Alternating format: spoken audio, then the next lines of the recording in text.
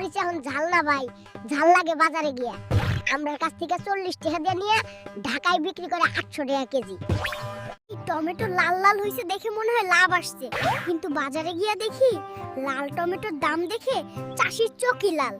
বেগুন দেখতে চকচকে কিন্তু ভিতরে পোকা, ঠিক তেমনই বাজার, বাইরে উৎসব ভিতরে কান্না। ভুট্টা দাঁড়ায় থাকে, এর কারণ হলো তারা পুরুষ মানুষ। আমরা মানে পুরুষ মানুষ যেমন সারা জীবন দাঁড়ায় থাকে, এরাও ঠিক এভাবেই থাকে। ক্ষেত বদলায়, ফসল বদলায়, কিন্তু চাষির চিন্তা ভাবনা কখনো বদলায় না, কারণ তারা গরিব। খেতে লাউ, কুমড়া, শাক সব বড় হইছে, শুধু চাষির ভাগ্যটাই কোনোদিন বড় হইল না, ছোটই রইল।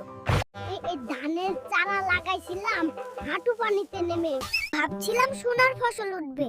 এখন দেখি ধান পেকে সোনা হইছে, কিন্তু আমার কপালটা লোহাই রইল। পাট যত লম্বা হইতেছে, আমার আশা ততই লো হইতেছে।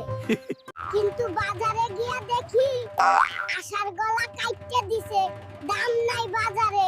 মরিচ চাষ করছি ঝালের জন্য না, সাহসের জন্য, কারণ দাম শুনলে এই সাহস ছাড়া টেকা যায় না। এই কুমড়া এত হলুদ, দেখলেই মনে হয় সুখ, কিন্তু ওজন দিয়া বিক্রি করলে মুখটা আমার হয় কাল। এই আলু লাগাইছি মাটির নিচে আর স্বপ্ন লাগাইছি আকাশে, কিন্তু আলু তুলতে গিয়া দেখি স্বপ্নটা। সরিষা ফুলে ক্ষেত হলুদ, মনটা একটু খুশি হয়, তারপর বাজারে গিয়া বুঝি এই খুশিটাও ধার করা। 2 দিন হল জন্মাইছি, এখনই যদি মাঠে না নামি, বিয়ার জন্য টাকা জমাবো কেমনে, পরিবার চলবে কেমনে?